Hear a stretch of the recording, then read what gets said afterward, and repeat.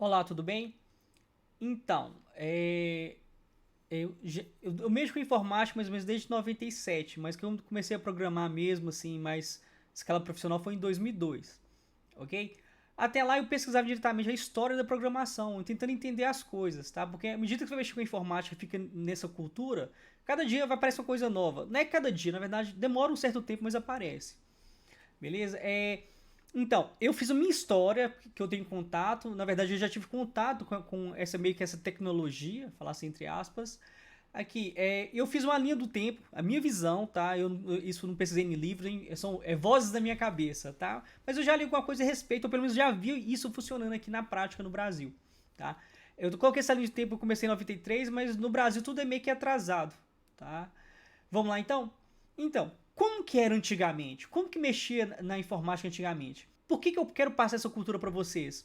Eu quero passar porque na informática as coisas não acontecem assim da noite para o dia. Na verdade, vai acontecendo problemas e à medida que acontecem os problemas, vai surgindo soluções. E as melhores soluções prevalecem. O meu contato aqui, que eu já tive noção o que eu estava mexendo, foi mais ou menos em 90. Não é contato, eu já vi uma aplicação feita em 93, certo? Mas como é que era feita essa aplicação em 93? Aí vocês lembram do COBOL? É, o bom e velho COBOL. Aqui, lógico que no Brasil, na verdade, esse representa meu contato. Olha só, no Brasil, na verdade, as coisas sempre são atrasadas, tá? Sempre eu guardo esse foco aqui, aí. Mas olha só, e em 94 a gente tinha o quê? A gente tinha um terminal, a gente tinha um computador grande, não é isso? E tinha vários terminal burro. Principalmente o Banco do Brasil, por exemplo, ele tinha os mainframes, né? E esses mainframes e o terminal burro conectavam nesses mainframes. Aí o que nós tínhamos lá de interessante? Nós tínhamos somente aplicação. Exemplo, a aplicação que ia no banco que gravava o dado. E como é que gravava o dado? Vocês não acreditam, era um TXT. Você acredita? Igual, eu já tive a oportunidade de mexer num programa feito para cálculo de IPTU. Ele criava um DAT, que era um TXT, e depois indexava o DAT e você localizava, ele localizava o imóvel nesses DAT. Eu não programei nisso não, mas eu vi o programa funcionar e meio que hackeei ele, né? Eu vi como é que ele funcionava. Mas assim, gravava um TXT no arquivo DAT. Parece que era tipo um TXT indexado. Mas por que tinha que ser assim? Porque na verdade só existia um computador que manipulava o dado, certo? Aí, a partir então que os computadores foram ganhando forma, o processamento ficou sendo distribuído, porque era um computador só. Aí começou a surgir vários computadores. Aí que nós podemos colocar a nossa linha do tempo aqui? Olha, então era o quê? Era só aplicação, certo? E depois de 93 mais pra cá, que eu tive a oportunidade de ver, começou a surgir o quê? A aplicação do banco de dados. Nisso aqui eu trabalhei. A grosso modo, a gente trabalhava, tipo assim, a aplicação conectava ao banco de dados. Por quê? Porque lembra os problemas da aplicação da época do COBOL, do terminal burro? Então, o pessoal percebeu-se que era melhor dividir para conquistar. O pessoal percebeu o seguinte, então, vamos dividir a aplicação e o banco de dados. E é nessa época aí que a gente pode citar que ficou especializado que tinham o Oracle, sabe? Começou a surgir os bancos de dados, que, tipo assim, aí que o cara da dono da Oracle rachou de ganhar dinheiro, porque ele era um software proprietário. Mas assim, olha que interessante, então era aplicação, depois nós tivemos aplicação do banco de dados, tá? Mais ou menos depois de 93, pra mim, na minha visão, tá? Que eu posso citar aqui, era uma estrutura meio gambiarrada de MVC, que nós vamos aprender lá na frente, que é, exemplo, a sua aplicação acessava o banco de dados. Eu posso citar o Delphi, por exemplo. Eu trabalhei com Delphi, eu era programador Delphi, tá? Gente, era muito bacana. O que você fazia? Você literalmente desenhava a sua telinha e mandava a sua telinha conectar no banco de dados e tá pronto o sistema. Era muito bacana, velho. Funcionava muito bem para o ambiente de rede. Mas olha que interessante. Nessa época aqui, aí nós tínhamos o quê? Nós tínhamos então um banco de dados, um servidor de dados, geralmente era a mesma máquina, mas poderia ser em outras máquinas, mas a gente deixava como servidor, certo? E esse banco de dados era acessível pela aplicação. Então, a gente tinha o quê? Um computador, não, vários computadores e um servidor. Aí que veio essa parada de cliente-servidor, essas paradas tudo. Eu posso citar aqui a data de 93 mais ou menos, que na época de 93, assim, quando surgiu o Delphi 2, 3, 4, 5, 6, 7, 9, assim, até o Delphi 10, assim, o Delphi era top, top mesmo. A Borland, que hoje é embarcadeiro, rachou de ganhar dinheiro na época, né? Por que chama Delphi, que é a minha linguagem mãe? Porque é o único lugar para você acessar é, o oráculo era na casa de Delphos. É um negócio assim da mitologia. O pessoal da informática é meio louco. Mas o que eu quero falar pra você é o seguinte, ó. Então a gente só tinha aplicação, beleza? Depois viu que começou a mudar o processamento, né? Aí nós dividimos o quê? Porque isso aqui era muito caro a aplicação, tá? Nós dividimos então entre aplicação e banco de dados, certo? Que nós desenhamos aplicação e banco de dados.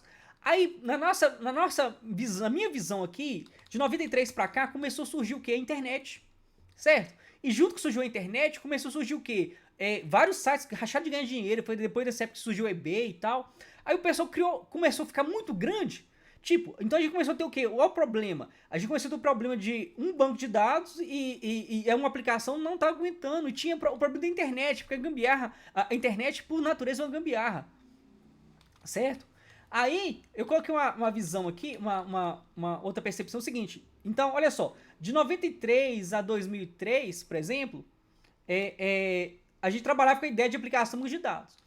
De 2003 pra cá, não, calma assim, lógico, isso não é 100%, porque já começou, tipo, exemplo, em 99 pessoas já tinham essa teoria e tal. Então, em 2003, mais ou menos, é uma data que eu coloquei, tá, gente? Não considera esse período certo, não. Mas o que aconteceu? O pessoal começou a trabalhar com a ideia do conceito de MVC. Modelo, visão e controle. E tinha um banco de dados por fora. Tá? O banco de dados nunca morreu, né? Então, juntava esses três conceitos aqui e a gente criava aplicação. Por que isso era importante? Para gerar página de internet. Porque o negócio começou a ficar tão grande, nessa época a gente trabalhava com ASP.NET, o PHP, sabe? O que a gente fazia? Eles criaram uma forma de programar que ficou mais fácil.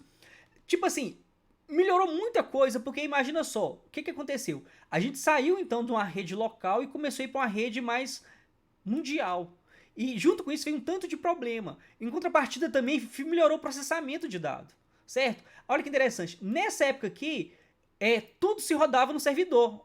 Vamos pensar, olha, aplicação, depois a gente foi para aplicação e o servidor de banco de dados, que é aí que veio o sistema de gerenciamento de banco de dados, e depois veio o quê? Toda uma estrutura para gerenciar o dado, que é essa camada de controle, e o banco de dados. Quer dizer, a gente colocou uma camada a mais para o quê? Além de melhorar a segurança, isso facilita o quê? Aonde está o erro? Tá? Isso é importante você entender. A gente cria isso para tentar facilitar o erro. Olha que interessante. Isso vai acontecendo meio que naturalmente, sabe? O cara vê, fala, faz, testa. Ah, isso aqui funciona. E vai evoluindo a informática. Pronto. Aí quando foi 2010 mais ou menos, o que aconteceu? Eu coloquei 2010, mas foi antes. Quando o Android foi, se eu não me engano, 2006, 2008, mas já começou. Veio o problema. Tipo assim, o que aconteceu depois? Nós tivemos o quê? O surgimento do smartphone. Né isso? E junto com o smartphone, o pessoal pensou assim, vamos transformar aquele computador de mão, que o smartphone é um computador de mão, numa forma que a gente consegue manipular essa informação, manipular esse dado. Aí o que o pessoal criou? Dividiu a camada de modelo, visão e controle em duas camadas. Uma camada de cliente, que é no caso o smartphone, e surgiu também a camada de controle e de banco de dados. Olha só, por que isso surgiu? Porque é o seguinte, o cliente começou a ter um dispositivo que era processado, e ele tinha acesso à internet, e começou a surgir outros problemas. Mas onde que surgiu os problemas? Surgiu os problemas aonde? No cliente. Então o que eles fizeram então? Não, então vamos dividir, e à medida que surgiram os problemas do cliente, a gente vai consertando. Aí surgiu esse conceito de back-end e front-end, certo? Aí nesse meio tempo também eu posso falar o seguinte, eles começaram a surgir o SPA, que é Simple Pages Application, uma aplicação só que acessava tudo. A gente começou a rodar aplicativos na internet, usando página de internet ou usando o celular. Olha que bacana que a gente fez. Olha que interessante. Nessa parte de cliente aqui, a gente pode citar aqui o seguinte, a gente pensou o seguinte, vamos criar uma forma de qualquer dispositivo poder acessar uma infraestrutura na internet. Como a parte de banco de dados já estava consolidado, já funcionava muito bem, eles dividiram então entre controle e modelo. Então, o cliente acessa o quê? O cliente acessa o back-end, esse back-end gerencia tudo para o cliente. Por que tem que gerenciar? Porque você consegue ter uma camada de segurança aqui. Uma palavra nova, uma camada de segurança aqui.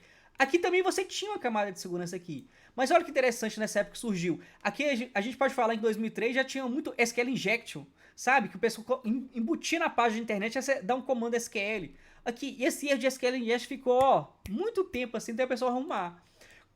Com a divisão do processamento, eles viram o seguinte, não, então vamos consertar a base de cliente, vamos consertar o controle também, que eles consertaram isso, e vamos melhorar.